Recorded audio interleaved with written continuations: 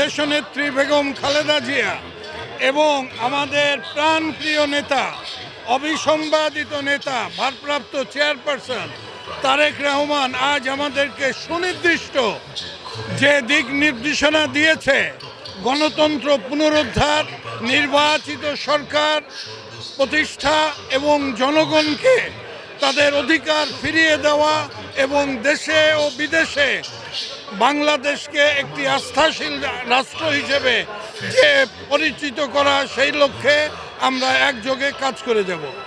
আমরা আমাদের দেশ নেত্রী তো অসুস্থ ছিলেন, উনি লন্ডনে গিয়ে কিছুটা সুস্থ হয়েছেন এবং জনাব তারেক রহমান আমাদের দলের ভারপ্রাপ্ত চেয়ারম্যান যে কথাগুলো বলেছেন ইলেকশনের ব্যাপারে বা সব কিছুর ব্যাপারে আমরা ঐক্যবদ্ধ থাকা এবং ঐক্যবদ্ধ থেকে আগামী জাতীয় যে সংসদ আসবে, জাতীয় সংসদের নির্বাচনের আমরা আমাদের নেত্রী বেগম খালেদা জিয়া এবং তারেক রহমান সাহেব চেয়েছেন দেশের মানুষের ভোটের অধিকার ফিরিয়ে দেওয়ার জন্য, ভোটের অধিকার ফিরিয়ে দেওয়ার জন্য যারা চেয়েছেন, আশা করতেছি আগামী নির্বাচনে সেটা প্রতিফলিত হবে।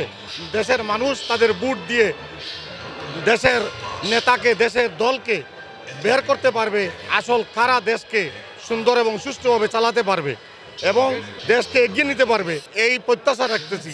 ইনশাআল্লাহ এই আজকের বর্ধিত সভা থেকে প্রমাণ হলো এই ফ্যাসিস্ট সরকার দেশ ছেড়ে যাওয়ার পর বাংলাদেশের মানুষ এখন স্বাধীন।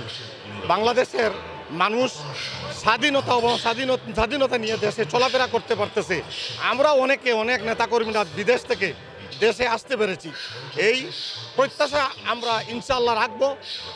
একটা নিরপেক্ষ নির্বাচন হলে দেশের মানুষ এবং দেশের বিভিন্ন দেশের বাংলাদেশি মানুষ সব সুখে শান্তিতে থাকতে পারবে। ষড়যন্ত্র আজকের এই বর্ধিত সভা হলো স্বৈরাচারের বিরুদ্ধে যে দীর্ঘদিনের আন্দোলন, সে আন্দোলনের বিজয়ের একটা ফসল। এই ফসল জনগণের কাছে পৌঁছে দিতে এবং বিগত স্বৈরাচার সকল সংস্কারকে যেভাবে ভুলুণ্ঠিত করেছে, সকল উন্নয়নকে যেভাবে ভুলুণ্ঠিত করেছে, সেই সব কিছুকে পুনরুদ্ধার করতে, সুন্দর বাংলাদেশ গড়ে তুলতে অতি সত্বর জাতীয় নির্বাচনের কোনো বিকল্প নেই।